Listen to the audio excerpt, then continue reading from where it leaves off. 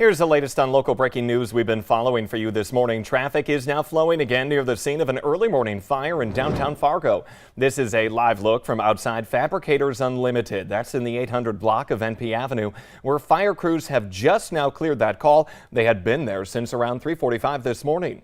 Firefighters tell our Valley Today photographer that they're not releasing any information at this time as investigators are still looking into the cause. No word on any injuries or that cause again. They say more information could be coming later this morning. Also breaking, President Biden says a tentative agreement has been reached to avert a potentially devastating railroad strike, saying the deal would avoid disruption of the entire economy. President Biden says the rail workers will get better pay, improved working conditions, and peace of mind around their health care costs. Railway companies would be able to retain and recruit more workers. A strike could have halted shipments of food and fuel at a cost of $2 billion a day, resulting in empty store shelves and worsening those shipping delays. A Minnesota man is going to prison for more than 40 years in what the FBI calls the largest sextortion case ever in the U.S. Federal authorities identified 1,100 minors targeted by 31-year-old Yu Vang of St. Paul. Yeah, you see them there on your screen. The victims are in every state and in 13 other countries. Their ages range from 12 to 17. The U.S. Department of Justice says from 2015 through 2020, Vang tricked young victims into producing and sending him child pornography, and if they refused, he threatened to and did release their sexually explicit images and even videos. The judge says Vang was calculated, cruel, and caused everlasting harm. 6:52 now. Let's get a check of your fast track forecast. Tracking rain coming down right now. Good morning, Lisa. Good morning. Scattered thunderstorms throughout the valley here, especially in the south, and then again up by the border area up to the north along the Canadian border. Zooming in a little bit, Fargo's been seeing the rain showers, about to get a little bit of a break, but that doesn't mean we're done yet. And then over to the east, I'm seeing some development happening around Fergus Falls, south and west from there. We're going to keep an eye on those areas of rain and thunder potentially, and stretching up into Becker County as well. Northern Valley, one stronger storm is moving out of the country, in fact, moving into Canada. And then there are still some ongoing areas of rain and thunder. The overall trend today will be for the chances for rain to kind of take a little bit of a step back through the daytime hours. So this morning, we just have to get through these areas of scattered rain. We're looking at 74 degrees, your current temperature, very warm right now in Fargo, one of the warmest areas in the valley.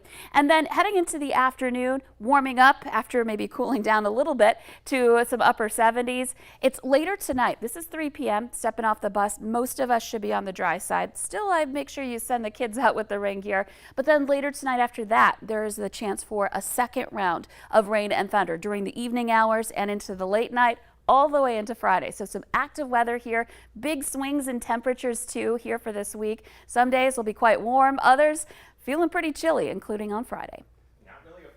Feels more like summer today, Lisa. Yeah, we've been talking about the mugginess back in the air as well. So be ready for summer today, and the Southern Valley especially. All right, a lot going on as we head out the door. Thank you for the update. Final arguments expected today in the Arthur Colley murder trial. He's accused in the brutal attack of 14-year-old Jupiter Paulson that took place in a Fargo parking lot just last summer. The defense took just one day to present its case. Colley's sister and mental health professionals testified yesterday that Colley had been dealing with mental health issues for some time. Noticed that he was talking to somebody that wasn't there. Auditory hallucinations maybe that he was responding to. Closing arguments are now slated for 9 a.m. today.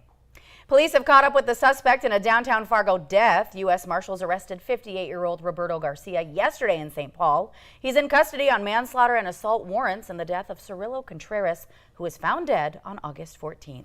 A Moorhead man is facing charges after reports of gunshots on the city's south side this week. Police were called to the 18th Street and 30th Avenue South intersection Tuesday night and found two people fighting and a gun on the ground. 37-year-old Adil Hussein was arrested for obstructing the legal process. Police say no one was hurt and there was no property damage. A North Dakota man is in jail after a chase that started in West Fargo. West Fargo police say they tried pulling over a driver near Cheyenne High School on Tuesday night, but that guy took off into Cass County.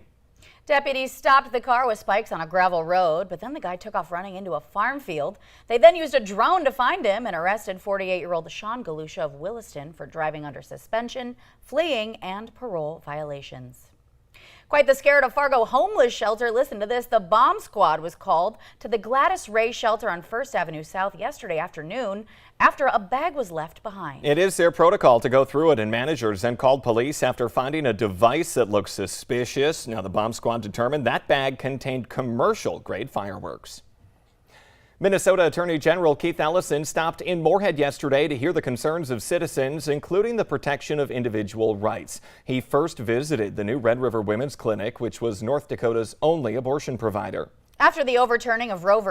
Wade, the clinic moved across the river to Moorhead to ensure services were still available for the women in the area wanting an abortion. Ellison says he will protect anyone who may be prosecuted for visiting Minnesota to get that procedure.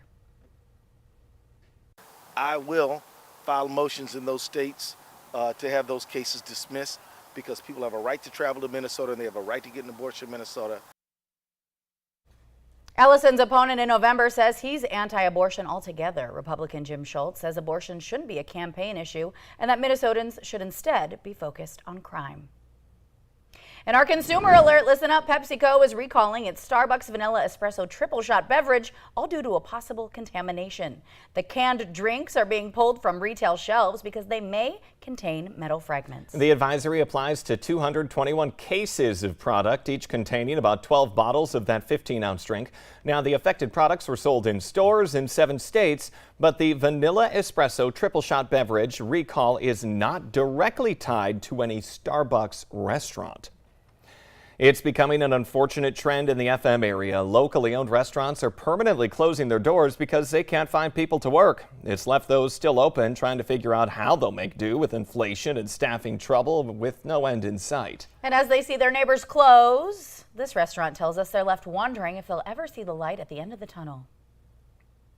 We had a pretty rough couple of months. You kind of start to get out of it and see things going in the right direction. It's like, geez, maybe this won't last forever. But then it only takes one person who decides they're not going to show up for work or they want to move on to something else, and you feel like you're going underwater again. Kitchen staff we spoke to say it's common for a new hire to work their very first day and then just never show up again. We have a traffic alert for you this morning for a busy South Fargo corridor starting today. 5th Avenue South will be blocked between 15th and 16th Streets for sewer repairs. That closure will be in place for about 10 days. 155 North Dakota National Guard members are now on their way to the latest deployment. Soldiers from the Fargo-based 191st Military Police Company were honored in a send-off ceremony yesterday. Yeah, that took place downtown at the Fargo Civic Center. They'll be deployed overseas for a year-long mission in support of the U.S. Central Command's operation. It's called Spartan Shield. It's taking place in Southwest Asia.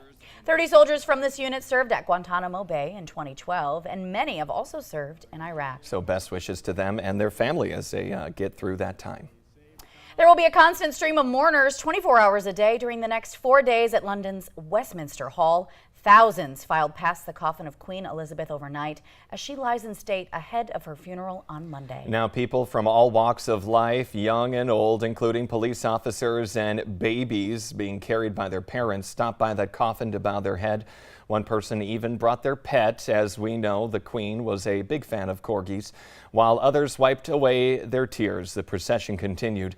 Now officials expect some 750,000 people to view the lying in state before that ends early Monday morning.